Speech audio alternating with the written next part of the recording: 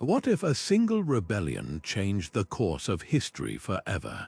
Not just for a decade or a generation, but for 500 years. Imagine a moment so powerful it shattered old systems, rewrote laws, and left a mark so deep that even today, historians argue over its true impact. This is the story of an uprising lost in the shadows of time, a rebellion so consequential that its echoes still shape our world, even if most of us have never heard its name. Picture this: a spark of defiance ignites in the heart of a society strained by injustice. Ordinary people, farmers, artisans, even disillusioned soldiers rise up, not just to demand change, but to tear down an entire way of life. Their rebellion wasn't just a clash of swords or a fleeting protest. It was a seismic shift, a ripple that traveled across centuries, bending the arc of history in ways no one could have predicted. Yet, for all its importance, the full story has been buried, hidden in crumbling archives, whispered in conflicting accounts, and erased by those who feared its power. Today, we're pulling back the curtain on this forgotten revolution.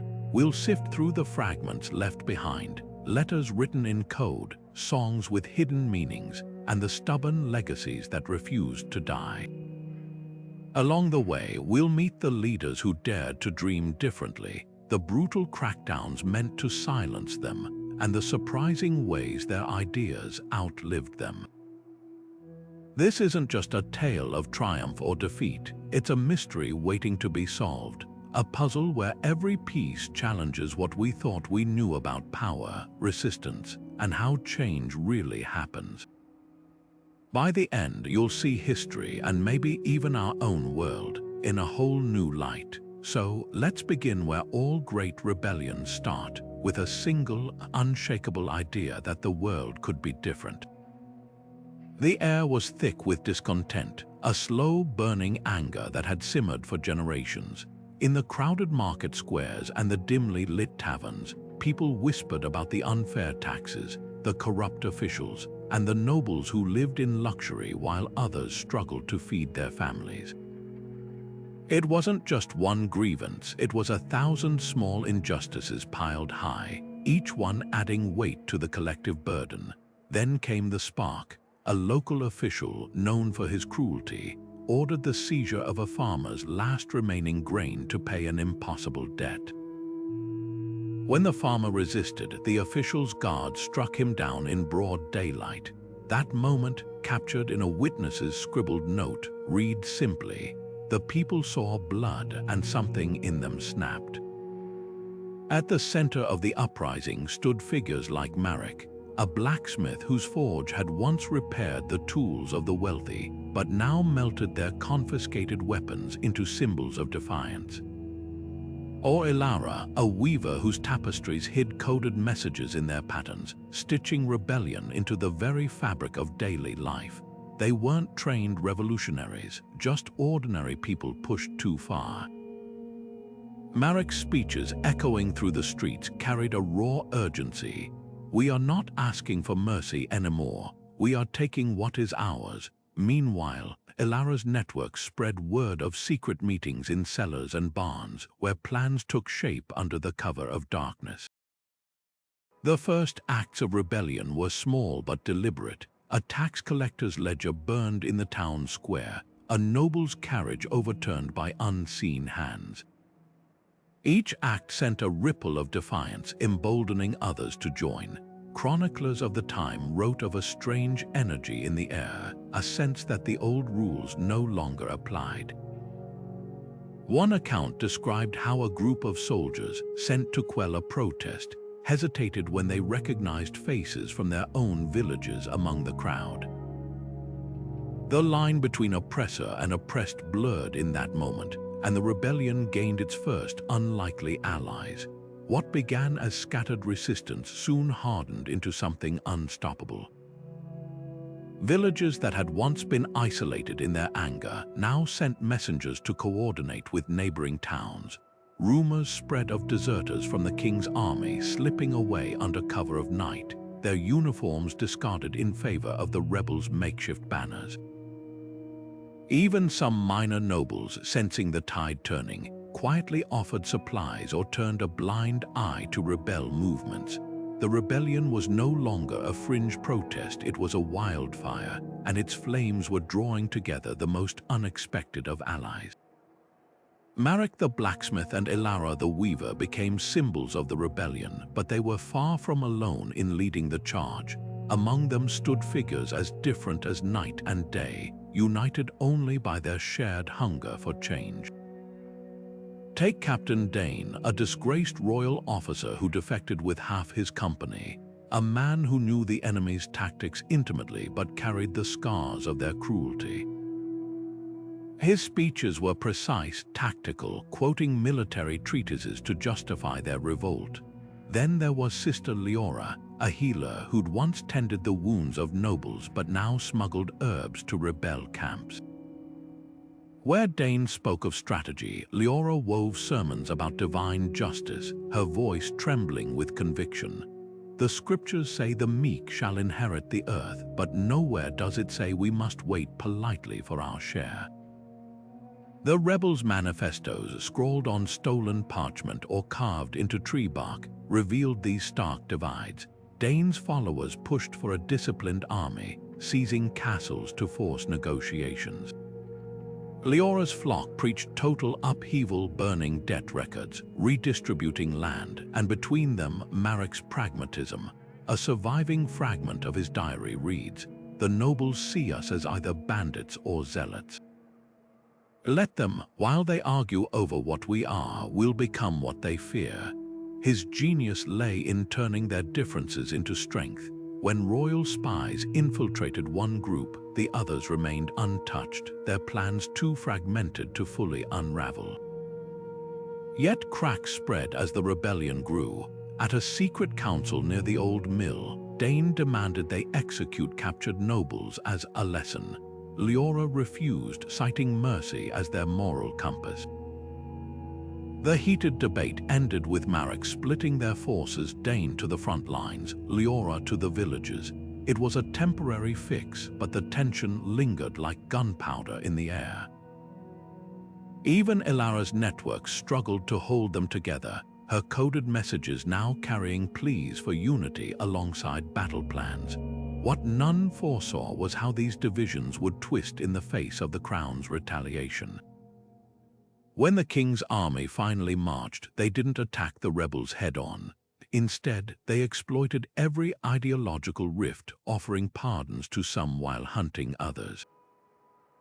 The rebellion's greatest strength, its diversity of voices, suddenly became its gravest vulnerability. And in that moment of crisis, the leaders would each face a choice: adapt or shatter. The fields outside Blackthorne Ridge became the stage for the rebellion's defining moment, a clash not just of steel but of futures.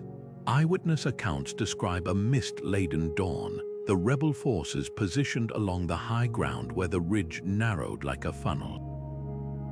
Captain Dane had insisted on this terrain, knowing the king's cavalry would struggle to maneuver between the steep slopes and jagged boulders. But the royal commanders had their own advantage: fresh reinforcements, their armor gleaming in the weak morning light, outnumbering the rebels nearly 3-1. What followed wasn't the orderly battle from history books. A shepherd's journal, discovered centuries later, recounts the chaos. Men slipped in the mud, horses screamed, and the air smelled of wet earth and iron. Dane's pikemen held the center, bracing against wave after wave of cavalry charges, while Marek's blacksmiths, armed with repurposed scythes and hammers, flanked from the dense woods. The rebels' desperation turned to ingenuity. They'd soaked the fields overnight, turning the ground into a quagmire that swallowed the hooves of the king's prized war horses. Then came the moment that shattered expectations. Midway through the fray, a contingent of royal archers lowered their bows.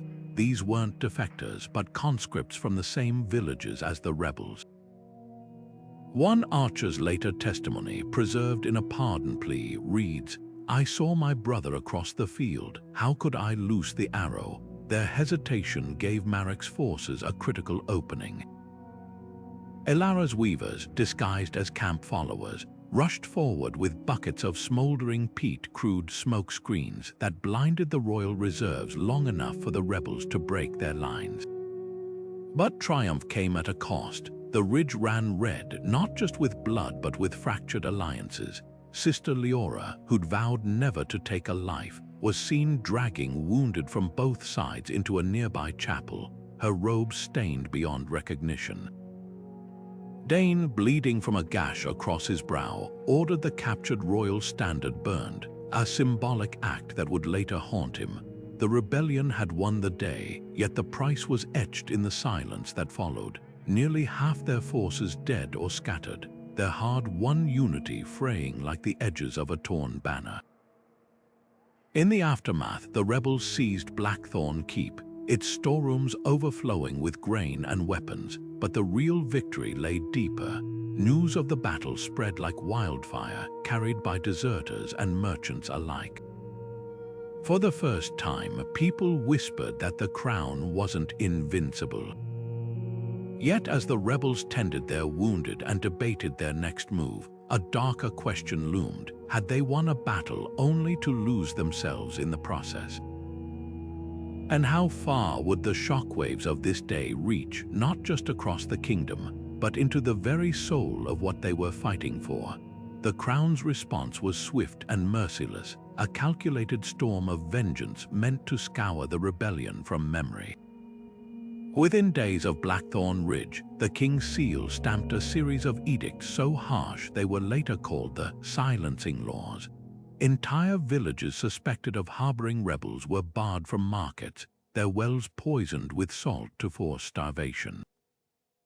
A surviving proclamation, its wax seal still cracked with age, decreed that any person caught humming a rebel tune would lose their tongue. But the most chilling order targeted families. For every rebel killed in battle, 3 of their relatives would be imprisoned, a tactic designed to turn loyalty into a death sentence. Among the shattered lives was Tomas, a potter whose son had carried water to rebel camps. His letter to his sister, smuggled out in a loaf of bread, described the moment soldiers came. "They smashed my kiln first, the one thing that fed us, then took my wife and daughters." Said it was justice for raising a traitor. Tomas's story wasn't unique. In the port city of Velshon, a fisherwoman named Nessa watched as royal ships burned every vessel owned by rebel sympathizers, leaving entire neighborhoods to starve. "They think fear will make us forget," she later told an underground scribe, "but fire only hardens clay." Yet the crackdown ignited unintended consequences. Where the crown expected obedience, it bred silent defiance. A bailiff's ledger from the era notes a sudden surge in missing tax grains, not from rebellion, but from everyday people who'd once been neutral. Even royal soldiers grumbled. One captain's diary confessed, "I joined to keep peace, not to starve grandmothers." The brutality became its own propaganda. Folk artists secretly painted scenes of the crackdown on tavern walls, their images spreading farther than any rebel manifesto. Modern parallels whisper through history. Like the rebels' fate, the Arab Spring saw dictators' violent reprisals galvanize global outrage, turning local protests into worldwide movements. Or consider the civil rights era, where televised police brutality transformed bystanders into activists. Suppression, it seems, often miscalculates the human spirit's refusal to break, and so, beneath the crown's boot, the rebellion didn't die, it sank roots. In cellars, weavers like Elara taught children to read by stitching rebel codes into samplers. Blacksmiths forged tools by day and lockpicks by night. A network of couriers disguised as pilgrims carried messages between safe houses in hollowed-out loaves of bread. The king had hoped to erase the rebellion, but in his ruthlessness, he'd given it something far more dangerous, a legend. And legends, once born, are nearly impossible to bury. Beneath the crown's watchful gaze, the rebellion didn't collapse, it simply went underground, weaving a shadow empire of whispers and hidden alliances. Safe houses masqueraded as ordinary homes, their cellars stocked with smuggled weapons concealed beneath false-bottomed grain barrels. One particularly audacious network operated from a bakery, where rebels needed messages into dough before baking letters that emerged unscathed from ovens, their ink heat resistant, a recipe historians only decoded in the 1980s. The baker's ledger, now displayed in a museum, lists innocuous entries like 12 loaves, dark crust, code for 12 swords smuggled in a flour delivery. Coded language flourished in plain sight. Nursery rhymes sung at market stalls carried directions to meeting spots, their innocent lyrics masking subversive meanings. A surviving example, the crow flies east at midnight, warned of patrols changing shifts, while grandmother's red shawl signaled an ambush point near a dye works. Even children played their part, threading rebel symbols into friendship bracelets, a tactic so effective that authorities later banned wearing colored threads without permits. Historians piecing together these networks face puzzles worthy of spy novels. Dr. Lena Voss's groundbreaking study cross-referenced laundry lists from rebel-sympathizing innkeepers, revealing how freshly washed linens hung in specific patterns alerted couriers to danger. Others traced the rebellion's reach through faint scratches on church pews, coordinates carved by worshippers during sermons. These weren't desperate acts, but a meticulously organized parallel society. The parallels to later revolutions are striking. French resistance fighters in World War II used nearly identical bakery drops for Allied messages. East German dissidents sewed microfilm into quilt batting, mirroring Ilara's tapestry codes. Even the American Revolution relied on women's work, patriot seamstresses stitching intelligence into petticoats. The rebellion's methods prove a universal truth. Oppression breeds ingenuity, and the powerless will always find cracks in the system. Yet what truly outlasted the networks were the artifacts they left behind, objects that carried rebel ideals when words were too dangerous. A drinking horn, its carvings depicting a phoenix rising, passed off as folk art until scholars noticed its resemblance to rebel banners. A wedding chest with a false bottom held not linens but a cache of forbidden songs, their lyrics inked on silk to muffle sound. These weren't mere tools, they were time capsules, waiting for futures where their messages could sing openly again. Art became the rebellion's silent artillery, a weapon no crown could confiscate. Take the so-called harvest dance, a cheerful folk tune played at weddings and festivals. To the untrained ear, it celebrated the seasons, but hidden in its lyrics were directions to safe houses.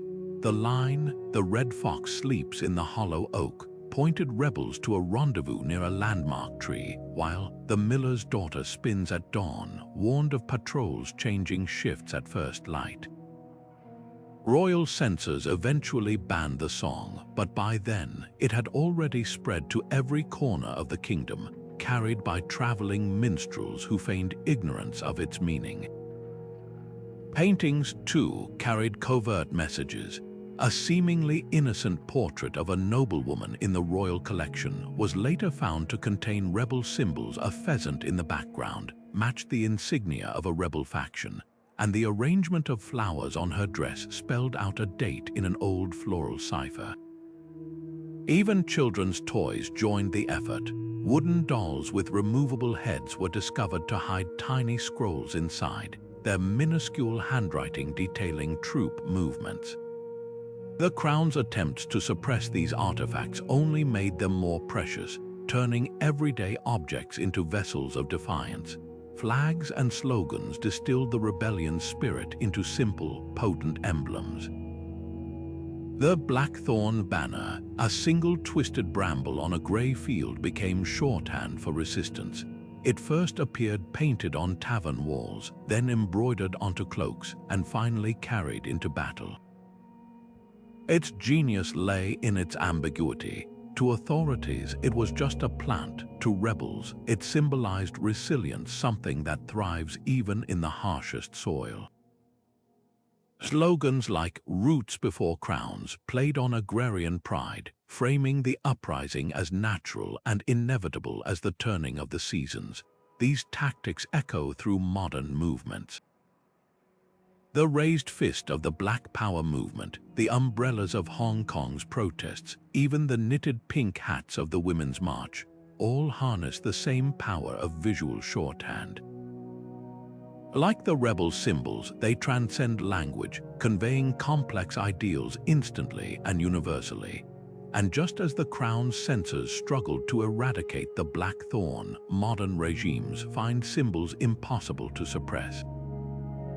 A banner can be burned, but its image lingers in memory, ready to be stitched anew. The most enduring propaganda, though, lived in stories, folk tales about the Smith and the Sparrow, a clear allegory for Marek and Ilara, spread further than any pamphlet.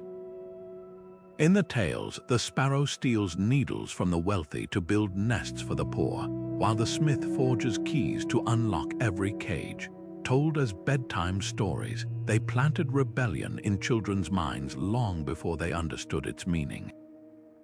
Historians found villages where generations later, elders still recounted these tales, unaware of their origins. Defeat couldn't erase what had been woven into the fabric of culture itself.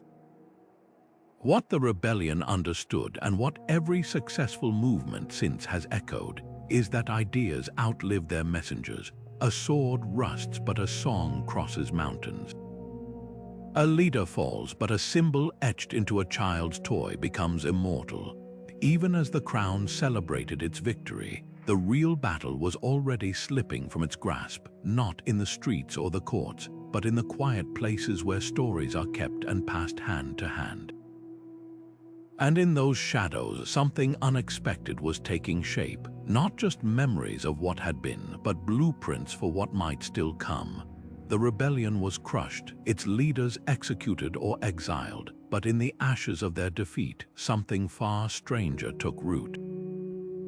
Official histories declared it a failure, yet within a generation, the Crown quietly enacted laws that mirrored rebel demands. Take the infamous Grain Edict of 1524, which capped the percentage of harvests nobles could claim as rent. The wording carefully avoided any mention of the rebel slogans, but the timing was no accident. Just 2 years earlier, exiled rebel scribes had published scathing pamphlets in neighboring kingdoms, shaming the regime's greed. Trade partners, fearing instability, began favoring merchants from regions with fairer land laws. The Crown's reforms weren't kindness, they were survival. Exiles became unlikely ambassadors of change. Sister Leora, fleeing to the coastal republic of Velshon, established a hospice that doubled as a school for women. Her teachings on communal care caught the ear of a reformist senator, whose Bread and Books initiative later inspired public kitchens across the region. Meanwhile, in the highlands of Karth, fragments of Marek's speeches resurfaced in Guildhall debates, morphing into arguments for worker-owned forges. These ideas traveled further than any rebel army could have marched, carried by refugees and merchants like seeds on the wind. The most ironic twist came when the Crown itself began appropriating rebel symbols. A decade after the rebellion, royal artisans designed a new coin featuring, of all things, a sheaf of wheat wrapped in a bramble vine. It bore a striking resemblance to the Blackthorne banner, now repurposed as propaganda. Proclamations praised the king's eternal care for the soil tillers, borrowing phrases straight from rebel manifestos. Even the hated silencing laws were repealed under the guise of royal mercy, though only after secret reports warned of renewed unrest. This pattern repeats throughout history. The Magna Carta, born from baronial revolt, became a cornerstone of constitutional law. The Haitian Revolution's ideals of emancipation seeped into colonial powers' policies, if only to prevent another uprising. Change, it seems, often wears the mask of compromise. The rebellion didn't win in the traditional sense, but its relentless pressure bent the arc of power, proof that even in defeat, movements can etch their demands into the foundations of the world. Historians now debate whether the rebellion's true impact lay in its immediate goals or the unintended ripples it created. Dr. Elias Ponce's landmark study compared tax records before and after the uprising, revealing a curious trend. Regions with the harshest crackdowns saw the most radical wealth redistribution 50 years later, as if suppression had planted deeper roots for change. Other scholars point to how rebel tactics like Ilara's coded textiles became blueprints for later suffrage movements. The rebellion's legacy wasn't a single victory, but 1,000 small fractures in the old order, each one letting in light.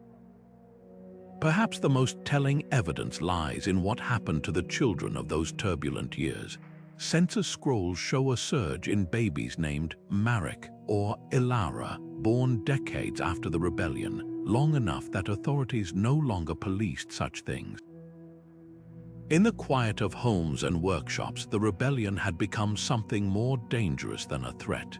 It had become memory, and memory, as the Crown would learn too late, is the one thing no edict can erase. This quiet persistence forced historians to reconsider their measures of success. Was the rebellion a failure because it didn't topple the throne, or did it succeed precisely because its ideas outlasted the swords raised to silence them? The answer, like the rebellion itself, may lie somewhere in between, not in the stark divide of victory and defeat, but in the slow, stubborn current that carries even broken dreams forward. And as scholars sift through newly uncovered archives, they're finding that current ran deeper than anyone imagined. History books declared the rebellion a footnote, a brief flare of madness swiftly extinguished, but the truth had a way of seeping through the cracks. Official records commissioned by the Crown reduced it to a single dismissive paragraph, a minor disturbance among rural malcontents dealt with by His Majesty's swift justice. Generations of schoolchildren memorized this sanitized version, reciting it like scripture, yet in the margins of those same textbooks, scribbled notes told another story. One student's defiant doodle from 1892, recently uncovered in a library archive, shows a stick figure rebel holding a blackthorn branch, captioned with the words "Our teacher won't say." The archives, once locked away in royal vaults, reveal the systematic erasure. A clerk's ledger from 1531 details payments to poets who composed ballads glorifying the king's victory, while every copy of a rebel captain's journal was ordered burned. But the Crown's control wasn't absolute. In the remote village of Harron's Hollow, a parish priest hid a chest of forbidden writings beneath his chapel floorboards, letters from rebels, casualty lists, even a child's drawing of the Blackthorne banner. When archaeologists unearthed it in 2012, the brittle pages contradicted every official account of the rebellion's size and support. Modern governments still grapple with this legacy. In 2019, a proposal to include the rebellion in the national curriculum sparked protests from conservative groups who called it divisive propaganda. Meanwhile, in former rebel strongholds, elderly residents shared folk memories that clashed with textbooks. One woman, recorded by oral historians, recalled her grandmother whispering, "We don't speak of the Thorn men, but we remember." The most startling revision came from forensic archaeology. Ground-penetrating radar near Blackthorne Ridge revealed mass graves not of rebels, but of royal soldiers, proof the battle had been far bloodier for the Crown than recorded. DNA analysis confirmed the dead included conscripts from distant provinces, their presence contradicting the official narrative of a purely local uprising. Why does this rewriting persist? Power prefers tidy stories. A failed rebellion justifies authority. A popular uprising with lasting influence does not. But technology is peeling back the layers. Spectral imaging now deciphers scorched documents, while AI cross-references merchant ledgers to trace rebel supply networks. Each discovery chips away at the old lies, revealing a history not of quiet submission, but of voices that refuse to be silenced.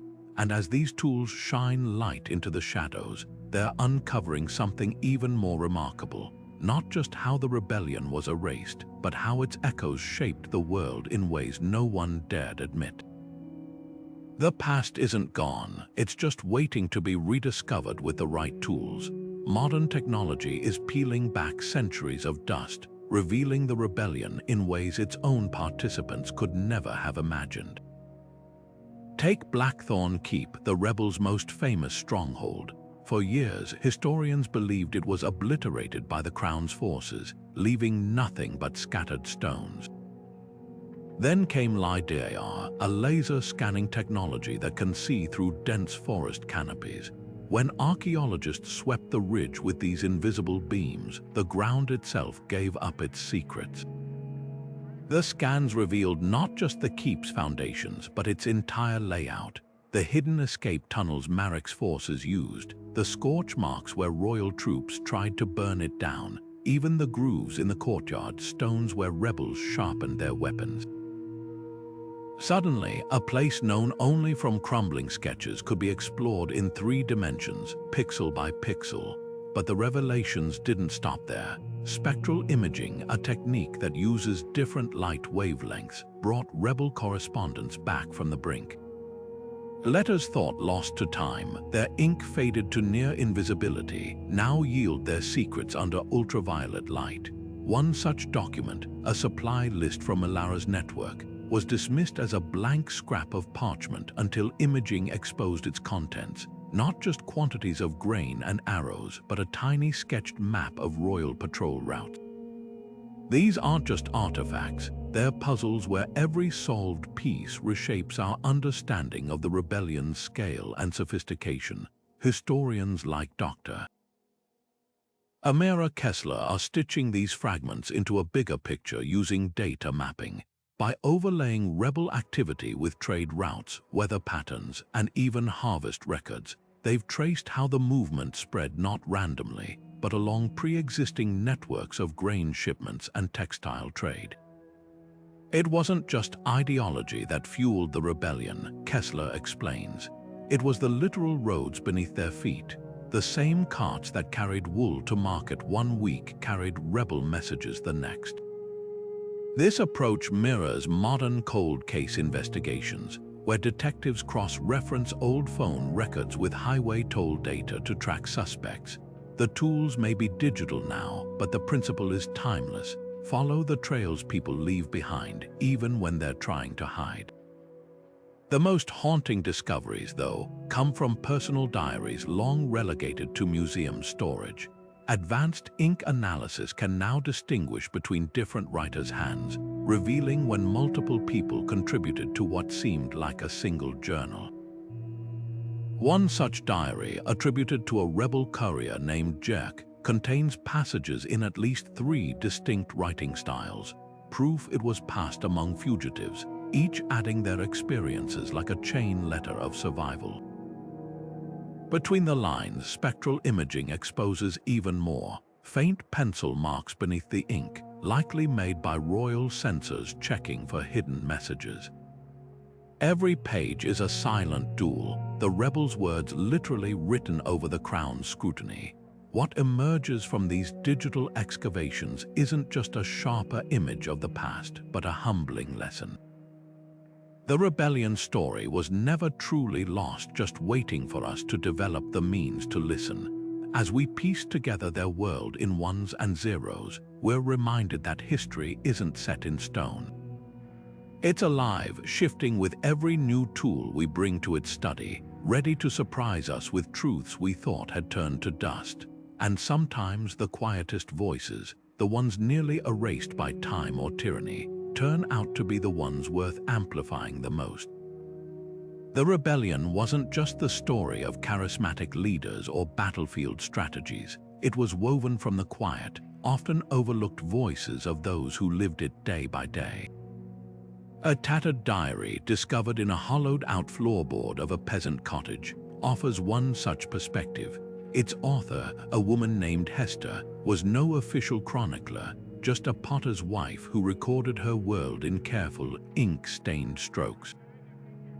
Her entries, dated between 1522 and 1524, describe a reality absent from royal decrees or rebel manifestos. Today, the blacksmith's boy brought us a loaf half sawdust, but better than last week's bark bread. The soldiers took our clay stores, saying pots could hold gunpowder. Now we drink from cupped hands. Hester's words strip away the romance of rebellion, revealing the grinding calculus of survival. The way ordinary people navigated loyalty and hunger, weighing risks against empty bellies. Folk songs passed down through generations preserve another layer of truth, where elite chronicles fixated on troop movements. Ballads like The Weaver's Lament centered on the human toll. Oh, thread snaps swift, but hearts break slow slash when the loom stands still and the hearth grows cold. These weren't just dirges, they were covert histories. Scholars now recognize coded references in the lyrics: the Red Fox's den, matching a known rebel safe house; the Thorn's bite, signaling arrests. Unlike official records, these songs traveled freely, carried by itinerant laborers and midwives who moved unseen between social strata. Their persistence in oral tradition, long after the rebellion's end, suggests a deliberate act of preservation, a way to safeguard truths too dangerous for parchment. The rebellion's social dynamics emerge most vividly in these margins. Hester's diary mentions a council of women who organized grain stores during sieges, their names absent from rebel rosters. Fragments of a leatherworker's ledger list payments to the river folk, an ostracized minority who smuggled messages along waterways, their knowledge of currents proving invaluable. Even children played roles. Schoolyard rhymes from the era contain eerie references to counting crows, likely a system for tracking patrols. These fragments dismantle the myth of a unified rebel front, exposing instead a mosaic of alliances, some pragmatic, some fraught between groups who in peacetime might never have crossed paths. What emerges is a rebellion far more complex than the tidy narratives of heroes and villains. The elite chronicles paint it as a clash of ideals, but the margins tell of something messier. A movement sustained by cooks who stretched soup to feed deserters, by shepherds who hid fugitives in flocks, by elders who spun rebel symbols into bedtime tales. These voices remind us that revolutions aren't just won on battlefields, they're forged in the quiet spaces where ordinary people decide, day after day, what they're willing to endure or defy. And just as these stories slipped across social boundaries, so too did the rebellion's influence stretch beyond geographical ones. Like seeds carried by migratory birds, its ideas found fertile ground in distant lands, where they'd take root in forms no one could have predicted. Rebel ideas have a way of slipping borders, carried not by armies but by the everyday travelers who move between worlds. Merchant ships became floating libraries of dissent, their hulls stuffed with grain, spices, and smuggled pamphlets folded between bolts of silk. Scholars fleeing persecution tucked rebel manifestos into their medical texts or recited them as poetry during court performances. One vivid example survives in the memoirs of a spice trader named Illyra, who describes docking in the free port of lies. I traded cinnamon for cinnamon, but also Blackthorne ballads for stories of the Lysian dockworkers' strike, songs for solidarity. Within a year, striking laborers in Lies were using a modified version of Marrick's rallying cry, shouting "roots before masts" as they blockaded harbors. The connections between uprisings often blurred coincidence and intention. In the mountain kingdom of Karth, shepherds revolting against wool taxes left records mentioning the smith's hammer, a clear nod to Marik's symbol, yet no evidence suggests direct contact. Historians debate whether this was cultural osmosis or deliberate homage. More concrete links emerged in the coastal cities of the South Sea, where exiled rebel printers taught locals to replicate Ilara's tapestry codes. A surviving smuggler's ledger from 1542 lists 5 ells of seditious silk shipped to rebellious weavers in 3 separate regions, proving the deliberate export of tactics. Modern movements unknowingly mirror these ancient strategies. The Umbrella Revolution in Hong Kong used geometric patterns, much like Ilara's cloth codes, to coordinate protests under surveillance. Chilean student activists in 2019 adapted the rebels' bread and books slogan for education reform, unaware it echoed Sister Leora's teachings. There's something haunting about how certain demands fair wages, the right to read, a voice in governance resurface across centuries like persistent tides. What makes these ideas timeless? Perhaps it's their grounding in universal human needs: dignity, community, the right to shape one's fate. The rebellion's genius lay in packaging these needs into symbols that transcended language: a blacksmith's hammer, a sparrow's nest, allowing them to take root anywhere injustice found fertile soil. Yet ideas alone couldn't feed the rebellion's fires. Behind every banner and ballad lay a harder truth: revolutions run on grain and gold. And as the rebels would learn, economic chains could bind tighter than any army's grip. The rebellion didn't just shake thrones, it shattered the very foundations of commerce, sending tremors through markets and granaries alike. When rebel forces seized key river toll stations along the Silverway, trade routes that had functioned for centuries suddenly collapsed like a bridge with its pilings pulled out.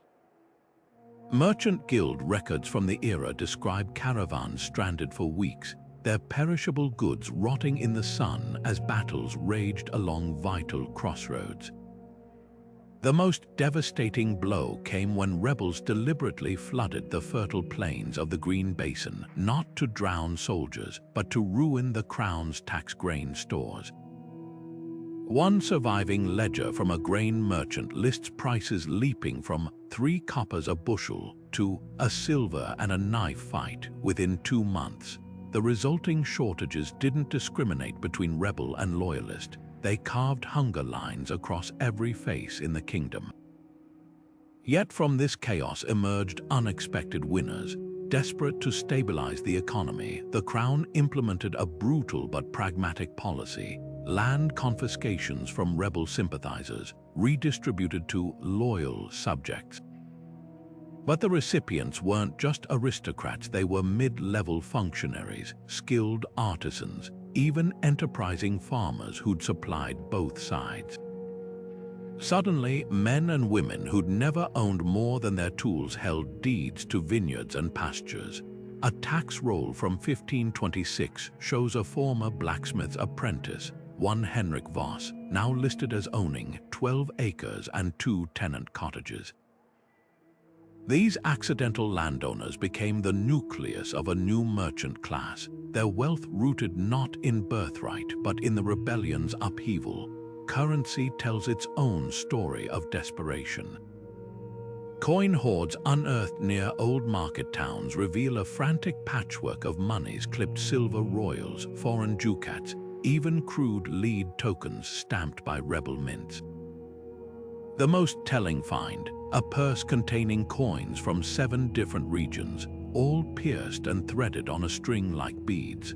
Archaeologists theorize this was an early form of exchange control. The holes allowed quick verification that no one had shaved off precious metal.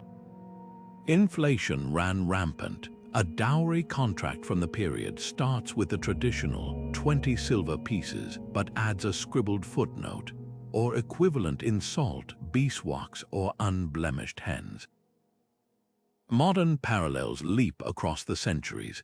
Like the rebels targeting grain stores, today's economic protesters blockade highways and ports to disrupt supply chains, understanding that logistics are capitalism's weak points.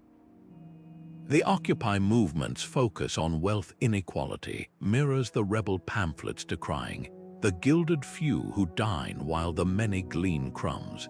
Even the Crown's land redistribution finds echoes in post-2008 bailouts that accidentally concentrated assets in new hands. History's lesson is clear. Economic systems might seem immutable, but they're fragile as a house of cards when collective anger blows hard enough. And just as the markets reeled, another force was gathering strength, one that no ledger could quantify. In chapels and crossroads shrines, whispers began circulating that the rebellion wasn't just about bread or coins, but divine justice. Preachers who'd once urged patience now thundered about the meek inheriting the earth, their sermons drawing crowds that spilled into the streets. The rebellion had cracked open more than granaries. It had split the very bedrock of belief, setting the stage for a clash not of swords but of souls. The rebellion didn't just divide towns and markets, it cracked open the very altars where people sought solace. Priests and preachers found themselves torn between the Crown's decree that rulers were God's anointed and the rebels' cries that oppression itself was a sin. In the cathedral city of Volterra, Bishop Aldrich famously took to the pulpit with a sword strapped over his robes, thundering that to resist tyranny is to obey the Lord. His sermon, preserved on a smuggled parchment, quoted the book of Jeremiah, "Woe to him who builds his house by unrighteousness." Yet just a day's ride away, Abbot Hainault circulated a letter declaring rebellion the devil's work, citing Romans 13's command to submit to governing authorities. The same Bible, wielded like a weapon by both sides, became a battleground for souls. Among the rebels, Scripture twisted into something fiercer, a promise not just of justice, but of reckoning. Millenarian fervor spread through their ranks, particularly among the peasant factions. They spoke of the thousand-year dawn, a belief that their struggle would usher in a new age where the last shall be first. A surviving rebel banner, embroidered with a rising sun over a broken crown, bore the inscription, "As in heaven, so on earth," a deliberate echo of the Lord's Prayer. These weren't just battle cries, they were theological grenades hurled at the idea that kings ruled by divine right. The parallels to modern liberation theology are striking. Like the rebel preachers of the 16th century, 20th century, Latin American priests used the Exodus story to frame their fights against dictatorships, turning church basements into classrooms for revolution. Both movements shared a radical reading of Scripture. If God favored the poor, then oppression wasn't just political, it was blasphemy. Yet where modern activists often emphasized nonviolence, the rebellion's millenarians saw themselves as angels of the apocalypse, their hammers and scythes tools of divine purification. This spiritual schism seeped into the most intimate spaces, homes. Families who'd prayed together for generations now split over whether rebellion was righteous or damnable. A heart-wrenching letter between sisters, discovered tucked inside a psalter, captures the rupture. "You kneel for the bishop who calls us martyrs," wrote the elder, a rebel sympathizer, "while I weep for you, lighting candles for the abbot who names us heretics." The rebellion didn't just redefine loyalty to the crown, it forced a reckoning with loyalty to blood. And as the conflict wore on, even the simplest rituals, breaking bread, blessing children, became acts of defiance or submission, etching divisions deeper than any battle line. The rebellion's true legacy in matters of faith might be this: it proved that when the powerful claim God's mandate, the devout will always find a verse to challenge them. And sometimes those verses don't just move hearts, they move mountains. Families didn't just disagree during the rebellion, They tore apart at the seams, their fractures preserved in ink and grief. A collection of letters between a brother and sister, discovered tucked inside a family Bible, captures the agony of divided loyalties. "You call me traitor," writes the sister, a rebel courier, "but when the soldiers burned the mill whose bread kept your children alive." Her brother, a royal tax collector, replies in shaky script, "Duty binds me, even if love begs otherwise." The letters grow shorter with time, the salutations shifting from "dearest" to simply "sister," until the final page, a blank sheet folded but never sent. No household embodied this rift more starkly than the Voltons, a once prominent merchant family. Twins Lior and Mayan had shared a cradle, but war placed them on opposite sides of the rebellion. Lior, a guildmaster, financed rebel weapons disguised as iron shipments, while Mayan rose through the ranks of the crown's treasury.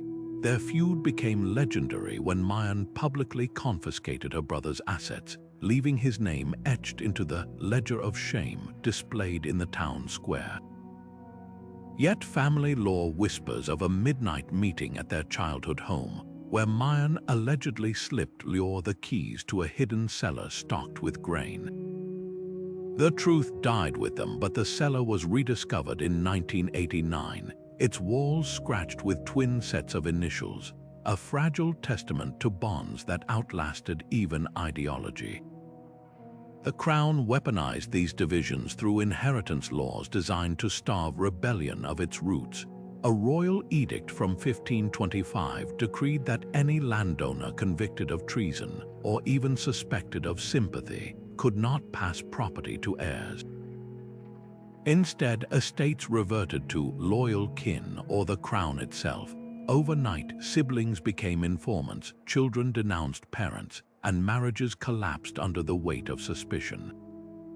A particularly cruel clause allowed disinherited sons to regain honor by serving as soldiers against rebel holdouts, a policy that pitted cousin against cousin in brutal frontier skirmishes. Modern parallels ache with familiarity. Political scientists note how today's polarized families mirror these historical fractures, dinner tables where debates over vaccines or elections escalate into silences that last years. Like the Volton twins, relatives now navigate minefields where ideology threatens blood ties. The rebellion's lesson: division is rarely just about principles. It's about who gets to define loyalty and who pays the price when definitions collide. Yet in the shadows of these ruptures, the rebellion's memory found refuge. Grandmothers mended quilts with thread the color of the Blackthorne banner, humming tunes whose lyrics once rallied rebels. Kitchen gardens grew herbs mentioned in old rebel remedies, their uses passed down as grandmother's wisdom. Even children's games preserved fragments of history. A hopscotch chant in one village contained the cadence of a rebel marching song, its origins long forgotten but its rhythm enduring. These weren't just acts of nostalgia, they were quiet defiance, proof that some bonds, to land, to memory, to shared survival, could outlast even the deepest divides. And in those everyday rituals, the rebellion's heartbeat persisted, faint but unbroken, waiting for the right moment to rise again. Lullabies can carry more than just melodies, they can cradle revolutions. In villages across the kingdom, grandmothers rocked children to sleep with songs that seemed innocent enough on the surface. "Hush now, the willow bends low," spoke of a weeping tree, but to rebel ears, it signaled a safe house near the riverbank where willow branches concealed a cave entrance. Another, "The crow flies home at twilight," warned of patrols changing shifts at dusk. These weren't just bedtime rhymes, they were survival manuals set to music, passed down in whispers so soft that even the walls couldn't remember them. Anthropologist Dr. Nomi Varga spent years recording these lullabies from elderly villagers, noting how the same tunes appeared in regions hundreds of miles apart. "The consistency is chilling," she explains.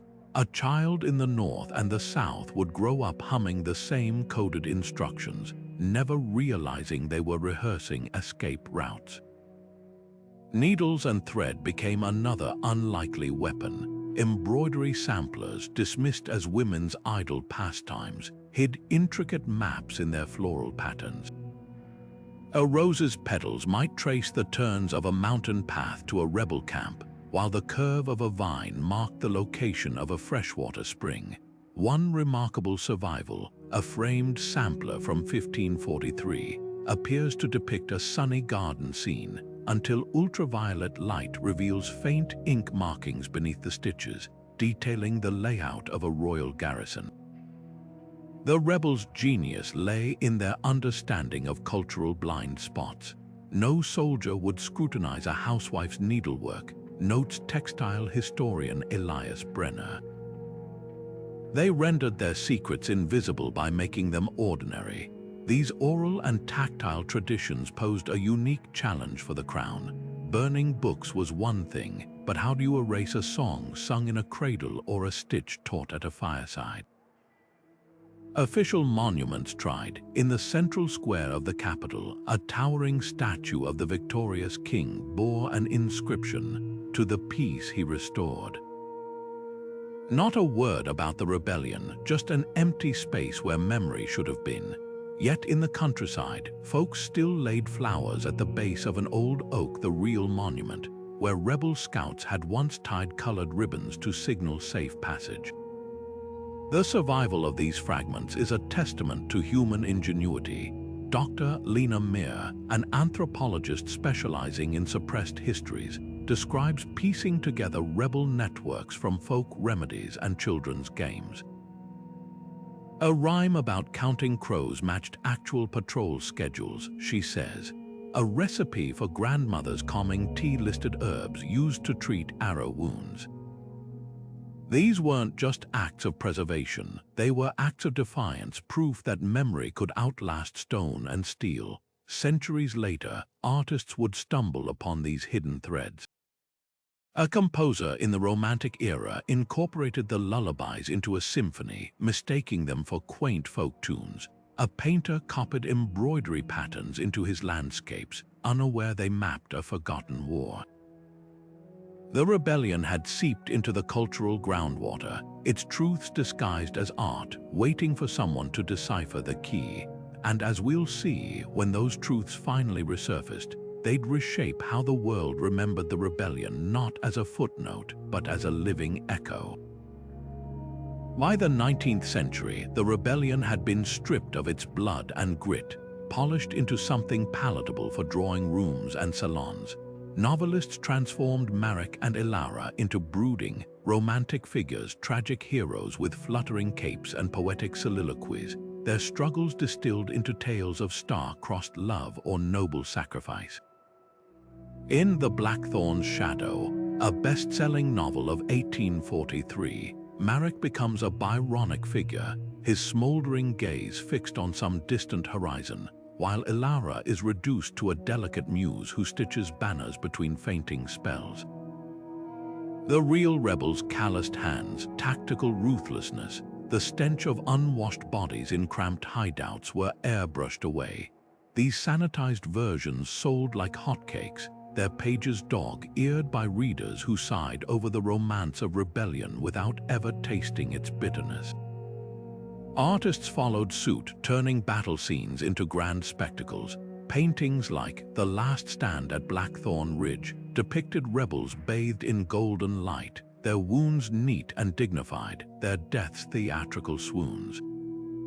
One particularly egregious canvas showed Sister Leora cradling a dying soldier, her face unlined by exhaustion, her robes miraculously clean, a far cry from the blood-soaked healer who'd reportedly collapsed from days without sleep. These works weren't history, they were propaganda of a different kind, replacing the crown's erasure with a velvet-gloved distortion. The rebellion's true cost: children orphaned, villages burned to ash. The slow rot of starvation had no place in these gilded frames. Yet the question lingers, did these retellings honor the rebels or exploit them? there's no easy answer. For every melodramatic novel, there was a reader who, stirred by these stories, sought out the fragmentary truths behind them. The rebellion might have faded entirely without these popular retellings keeping its embers alive, but the trade-off was steep. By sanding down the rough edges, artists and writers made the rebellion safe, a cautionary tale stripped of its power to truly unsettle. Modern media repeats these patterns with eerie precision. Blockbuster films about revolutions often focus on a single photogenic leader, sidelining the collective struggle that fuels real change. The messy coalitions of farmers, deserters, and disillusioned clergy that define the rebellion become, at best, a faceless mob cheering in the background. Complex motives shrink into sound bites, systemic grievances become personal vendettas. It's as if we're still uncomfortable with the idea that revolutions aren't about heroes, but about ordinary people reaching their breaking point. Who then gets to shape how we remember? The victors who write the textbooks, the artists who sand off the splinters, or the families who pass down lullabies with hidden meanings? The rebellion's legacy warns us that memory is never neutral, it's always a battleground, where the stories we choose to tell determine what we're willing to fight for or against. And as we'll see next, even the law books couldn't escape this tug of war between erasure and remembrance. The Crown's so-called reforms after the rebellion were masterclasses in illusion laws that gave with one hand while taking with the other. The most touted was the Charter of Peasant Rights, which promised fairer grain taxes but buried a loophole in its third clause. Assessments would be lowered only for lands worked by the owner's own hand, excluding tenant farmers who made up most of the population. Another decree abolished debt prisons unless the debtor was deemed habitually indolent, a term left conveniently undefined. Even the much-celebrated repeal of the silencing laws came with a whisper, though people could now speak of the rebellion, doing so in a manner likely to incite unrest carried the same old penalties. These weren't concessions, they were sleights of hand designed to placate without empowering. Yet in courtrooms across the kingdom, rebels turned the Crown's own traditions against it. During the trial of a village elder named Jerick, his defense hinged on a parchment so ancient its edges crumbled, the Rights of the Free Tillers, a medieval charter forgotten by all but scholars. "You call me lawless," Jerick declared, holding the document aloft, "but which of us truly defies tradition?" The stunned judges, faced with precedent older than the monarchy itself, commuted his death sentence to exile. Similar scenes played out in other trials, where rebels cited feudal contracts and church decrees to argue that their demands weren't radical, but a return to forsaken norms. The strategy was brilliant. By framing rebellion as restoration, they forced the Crown to either acknowledge its own hypocrisy or openly discard history. Modern parallels abound. Like the rebels invoking ancient charters, today's protesters often ground their demands in long-ignored legal principles.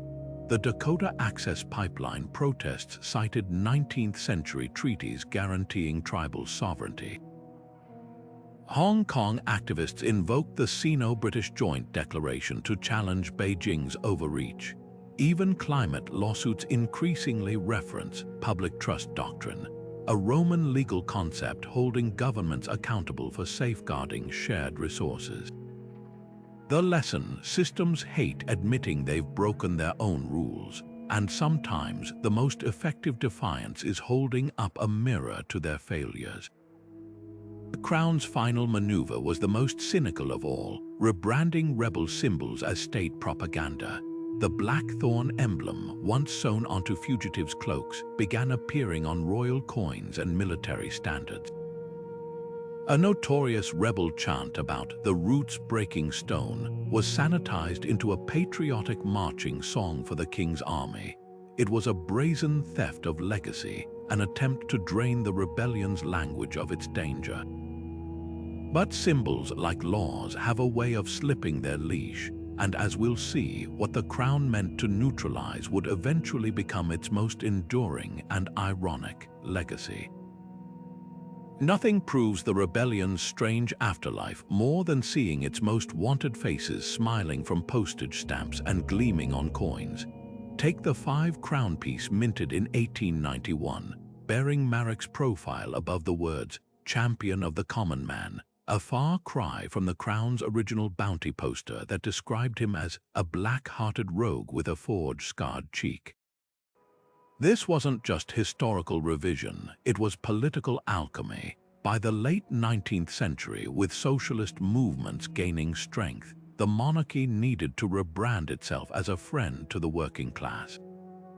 What better way than to co-opt the rebellion's symbols, sanding down their rough edges until they shone with patriotic respectability? The process was never accidental. Ministry memos from the period reveal meticulous debates over which rebels to rehabilitate and how far to go. Ilara, the weaver whose networks once smuggled weapons, appeared on a commemorative stamp series titled Heroines of Industry, her radicalism repackaged as quaint industriousness. Captain Dane's fiery speeches about overthrowing tyranny were edited into soundbites about duty to nation, conveniently omitting his order to execute noble prisoners. Even Sister Leora's radical theology got a makeover, her sermons about divine justice recast as generic calls for charity. The message was clear: rebellion could be celebrated so long as it stayed safely in the past and never questioned present power structures. Yet archives tell a different story. A curator at the National Museum discreetly annotated an exhibit label in 1952. Note, the peaceful reformer narrative contradicts Marik's diary entry vowing to burn the palaces to warm the poor. Such discrepancies litter official commemorations. A school mural in the capital shows rebels handing petitions to a benevolent king, an event that never occurred, as verified by court records confirming the monarch refused all meetings. The sanitized versions served a purpose. They turned firebrands into folklore, draining their ideologies of danger while keeping their names useful for national pride. The risks of this selective memory are profound. When complex figures get flattened into patriotic mascots, we lose the very lessons their struggles might teach. Marik wasn't just a champion, he was a pragmatist who made bloody compromises. Ilara didn't just weave pretty codes, she orchestrated a shadow war. By scrubbing away their contradictions, we make rebellion seem simple, a fairy tale of good versus evil, rather than the messy, morally fraught crucible it truly was. Modern movements repeating the rebellion's tactics deserve its full history, not just the shiny bits fit for currency. Nowhere is this tension more visible than in classrooms today. In one country's textbooks, the rebellion merits 2 paragraphs as a minor tax revolt. Across the border, it's a full chapter titled The First People's Uprising. A teacher in the Highlands recounts students gasping when she shared Ilara's original, unedited manifestos. They'd only ever seen her as the lady on the stamp, not someone who wrote, "Freedom isn't given, it's taken." Meanwhile, in the capital, a controversy erupted when a student's history project displayed the original Blackthorne banner beside its sanitized version on the 5-crown coin. The differences sparking debates about why some truths are too sharp for public consumption. The rebellion's journey from outlawed to celebrated raises uncomfortable questions. Who gets to shape memory, and to what end? As archaeologists unearth new evidence and descendants reclaim hidden stories, the gap between official tributes and historical truth keeps widening. And sometimes the most subversive act isn't defiance, it's remembering. History lessons about the rebellion couldn't be more different depending on which side of a border you're sitting in. In the kingdom where it all began, modern textbooks dedicate exactly 3 paragraphs to the uprising, framed as a localized tax protest that was swiftly resolved by the crown. Just 50 miles north, in the republic that once harbored exiled rebels, students analyze entire units on the rebellion, complete with excerpts from Marek's diaries and Ilara's coded tapestries. The differences don't stop there.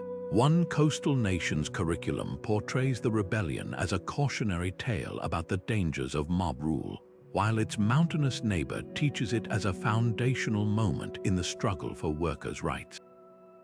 And in a 5th country, the rebellion appears only as a footnote in a chapter about medieval trade routes, its radical demands scrubbed entirely from the record.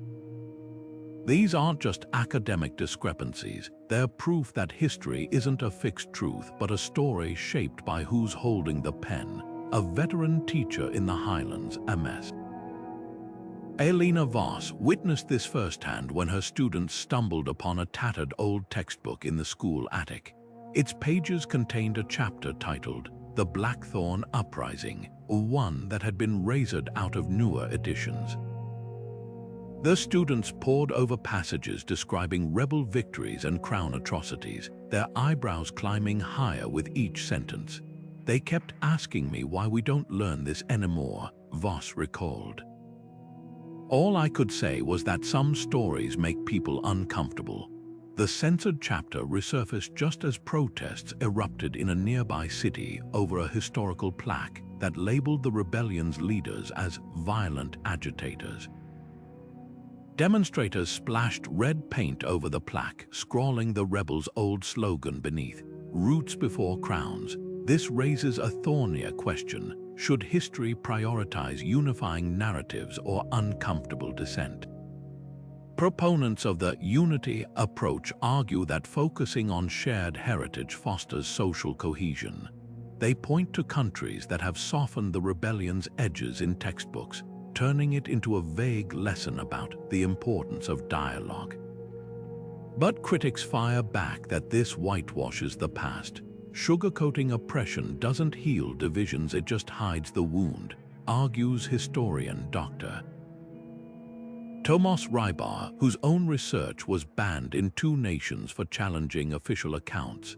The rebellion's legacy becomes a Rorschach test for how societies balance truth and harmony. The debate isn't confined to classrooms. Last year, a museum exhibit featuring rebel artifacts was abruptly shuttered after government officials called it divisive. Meanwhile, amateur historians have begun crowdfunding their own plaques near key rebellion sites, layering QR codes over official markers so visitors can scan conflicting accounts. The most telling clash happened at Blackthorne Ridge, where archaeologists recently uncovered mass graves that contradict the Crown's casualty reports. Local officials wanted the findings buried literally, but a coalition of teachers and descendants staged a truth vigil, reading the names of the dead over the site until authorities relented. Now, fresh excavations near the old mill where rebel factions once debated strategy promise to upend the narrative again. Ground-penetrating radar has revealed a buried cache of weapons and writings, their contents still unknown. Whatever emerges, one thing is certain: the rebellion isn't done teaching us lessons, and the next generation, armed with tools old and new, seems determined to listen, even if it means rewriting the textbooks themselves. In 2023, a team of archaeologists working near the old mill town of Harrow's Bend unearthed something that sent shockwaves through historical circles: a mass grave hidden beneath what was once a royal granary. The site, long believed to be a storage pit for spoiled grain, yielded over 80 skeletons stacked in careful layers, their bones telling a story far darker than expected. Initial assumptions suggested these were rebel casualties, but when DNA analysis came back, the results defied every expectation. Half the remains bore genetic markers linking them to distant provinces, proof they were conscripts in the king's army, not local insurgents. Even more startling, isotopes in their teeth revealed these soldiers had shared meals with rebel captives in the weeks before their deaths. A shattered pewter badge found clutched in one skeleton's hand, its insignia matching a Royal Infantry unit, had been deliberately defaced with a crude engraving of a Blackthorne branch. This discovery upends decades of scholarship. If royal soldiers were buried alongside rebels, some possibly defectors, others showing signs of fraternization, it suggests the rebellion's reach extended far beyond the disgruntled peasantry. Dr. Elias Varga, lead researcher on the project, notes the implications. We're not looking at a regional uprising anymore, but something closer to a civil war, with fractures running straight through the Crown's own forces. Contemporary chronicles had dismissed rumors of mass desertions as rebel propaganda, but the bones don't lie. A foot soldier's femur, healed from an old break consistent with a pike wound, was found interred with a rebel's belt buckle tucked beneath it, a gesture hinting at camaraderie or perhaps mutual respect in death. The scale of the grave also raises uncomfortable questions. If this many bodies were hidden at a single site, how many other granary pits across the region might hold similar secrets? Satellite imagery has already identified over a dozen suspicious depressions along old supply routes, their shapes too uniform for natural erosion.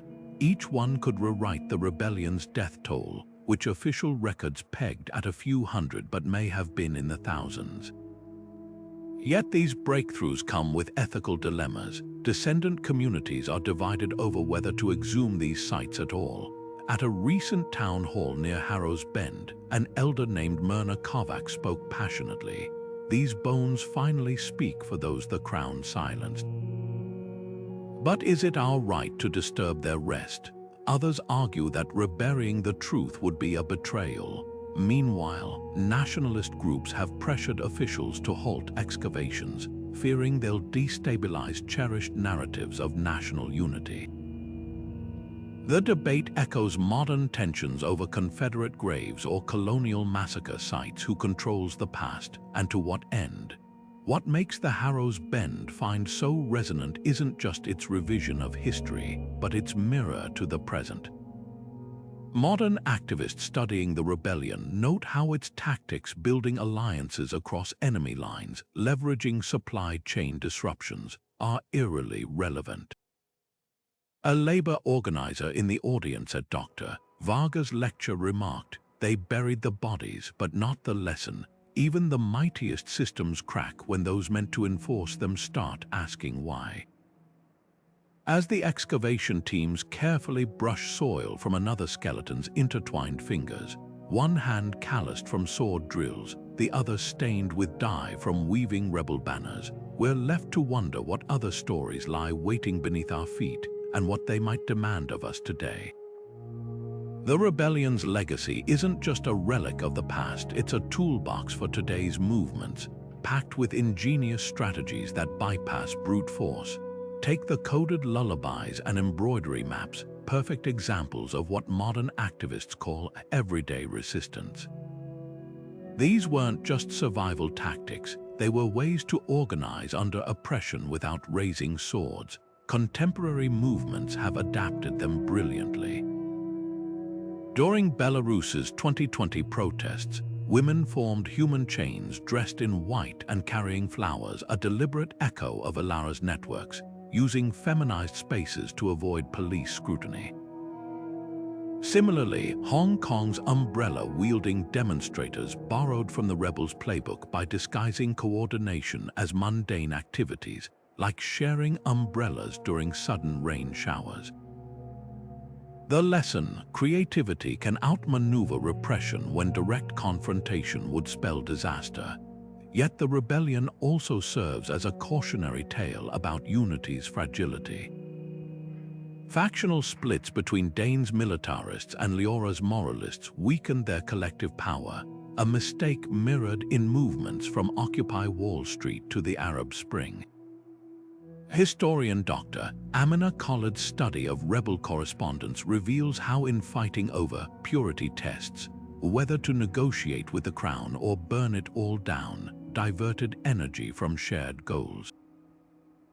Modern organizers note the parallel. We spend so much time debating who's the real revolutionary, says labor strategist Javier Mendez, that we forget the systems we're up against don't care about our internal debates. The rebellion's fractures remind us that movements can survive oppression but often crumble under their own contradictions. One of the most striking modern homages comes from the Roots Up Collective, a grassroots alliance fighting land dispossession in South America. They've adopted the Blackthorne symbol, stitching it onto banners and etching it into protest art. We didn't know its history at first, admits member Lucia Pease. Then an elder recognized it from old stories about your rebellion. Now we use it consciously to remind ourselves that some fights span centuries. Their adaptation isn't superficial. Like the original rebels, they prioritize decentralized leadership and cultural subversion, training communities to document abuses through folk songs that evade censorship algorithms. But perhaps the most urgent lesson lies in digging up local histories. For every famous uprising like this rebellion, there are countless forgotten struggles, tenant farmers' revolts, factory strikes, indigenous resistances that shaped your own neighborhoods. Urban explorer Mateo Rios recounts discovering faded protest murals beneath layers of plaster in a Buenos Aires tenement, their slogans nearly matching those from the rebellion. History doesn't repeat, he insists, but it whispers. You just have to lean in close. Start by asking elders about suppressed stories, or check library archives for police reports that inadvertently recorded acts of defiance. Even street names can be clues. Many loyalist boulevards were renamed after revolutions the powerful tried to erase. This brings us to the heart of historical memory. Who gets to decide what's remembered and why? The rebellion's journey from erased to celebrated to sanitized reveals how narratives are weaponized. But when we reclaim these stories, flaws and all, we do more than honor the past. We arm ourselves with the hardest-won wisdom that no movement is perfect, but every struggle plants seeds for futures we can't yet imagine. And sometimes the quietest acts of remembrance, a grandmother's lullaby, a stitch in a tapestry, a question asked at a forgotten gravesite, are the most revolutionary of all. Memorials are more than stone and bronze, they're mirrors reflecting how societies choose to see themselves. Should a nation carve its painful rebellions into monuments, or let time soften their edges into silence? There's no easy answer. In the city of Valmiera, a towering sculpture depicts the rebellion's leaders not as heroes or villains, but as fractured figures, half their faces smoothed into resolve, the other half crumbling into doubt. The artist, a descendant of both rebels and royal soldiers, described it as a wound that never quite heals but must be seen to heal at all. Nearby, visitors leave handwritten notes in a glass box, confessions from descendants wrestling with their inheritance. One reads, "My great-grandfather fought for the rebellion. Was his violence justified, or did it just feed the cycle? I carry his name. Do I carry his guilt?" Contrast this with the coastal town of Ceylon, where the rebellion is conspicuously absent from plaques and textbooks. We don't dig up old graves, a local historian admits over bitter tea. Some truths divide more than they teach, yet forgetting has its own cost. When a schoolboy stumbled upon a rebel's diary in his attic, the town council voted to burn it, only for copies to resurface months later, smuggled back in by a teacher who argued, silence doesn't erase history. It just orphans it. The tension between memory and forgetting plays out globally. Germany's Stolperstein, brass cobblestones marking Holocaust victims, force pedestrians to literally stumble over history. Rwanda's genocide memorials display skulls behind glass, refusing to let comfort dilute truth. Meanwhile, Spain's pact of forgetting deliberately buried Civil War atrocities under a veneer of unity. Each approach carries consequences. Societies that memorialize risk reopening wounds. Those that forget risk breeding ignorance that repeats them. Perhaps the most poignant middle ground lies in memorials that embrace ambiguity. The Rebellion archive in the university city of Lethies doesn't glorify or condemn, it interrogates. Interactive displays juxtapose rebel manifestos with royal decrees, inviting visitors to toggle between perspectives. A touchscreen map lights up routes where rebels and soldiers shared clandestine meals despite official hatred. The curator explains, "We're not here to judge the past, but to ask how its unfinished business lives in us." What makes these debates so urgent isn't just about honoring the dead, it's about arming the living. When a descendant of Marek, now a schoolteacher, introduced the rebellion to her class, a student asked, "Why does it matter if it failed?" Her reply, "Because the world you want starts with knowing what others dared to imagine." Yet for every voice insisting we remember, another whispers that some histories are too dangerous to exhume. As we near the end of our journey, one question lingers. How many more rebellions lie buried beneath the stories we've been told, and whose hands might they guide if we dared to uncover them? The rebellion that was meant to be erased has instead become immortal, not as a triumph or a tragedy, but as a beacon. What began as a desperate stand against injustice transformed over centuries, its legacy shifting like sunlight through stained glass. To the crown, it was a cautionary tale. To the oppressed, it became a promise. The rebels demand simple dignity, a voice in the systems that governed their lives, justice that didn't favor the already powerful, were never truly extinguished. They simply took root in places no one thought to look. A weaver's song carried through lullabies, a blacksmith's hammer passed down through generations of labor movements. A healer's defiance echoing in clinics serving the marginalized. The rebellion didn't fail, it fractalized, its essence scattering into countless smaller acts of courage that collectively bent the arc of history. Consider how these ideals pulse through modern struggles. The same arguments once scrawled on rebel pamphlets now trend on social media. The crown's monopolies on truth and power have their counterparts today in algorithms and oligarchies. Even the tactics feel familiar, cultural symbols weaponized, economic leverage exploited, alliances forged in the unlikeliest places. Historian Dr. Elera Varga captures this perfectly. The past isn't a foreign country, it's the foundation under your feet. We don't study rebellions to replay them, but to recognize when the ground starts trembling again. Yet the most potent legacy lies in the stories we've nearly lost. For every Marek or Ilara memorialized on coins, there are 100 voices still waiting in the margins. The peasant who smuggled messages in her bread, the child who scratched rebel symbols into school desks, the deserters who switched sides not for ideology, but because they couldn't stomach injustice. These aren't footnotes, they're proof that change isn't made by legends alone, but by ordinary people who choose, day after day, to resist in ways great and small. So here's the invitation: look closer at your own streets, that plaque on the town hall, the faded mural in the alley, the old ballad your grandmother hummed. Beneath their surfaces, there's likely a rebellion waiting to be rediscovered. History isn't just what's written in books, it's woven into the fabric of everyday life, if you know how to read the threads. The rebellion we've explored today was nearly erased, but it survived in whispers, stitches, and stubborn memories. What hidden histories around you are just one question away from being remembered? The answer might just change how you see the world and your place in it.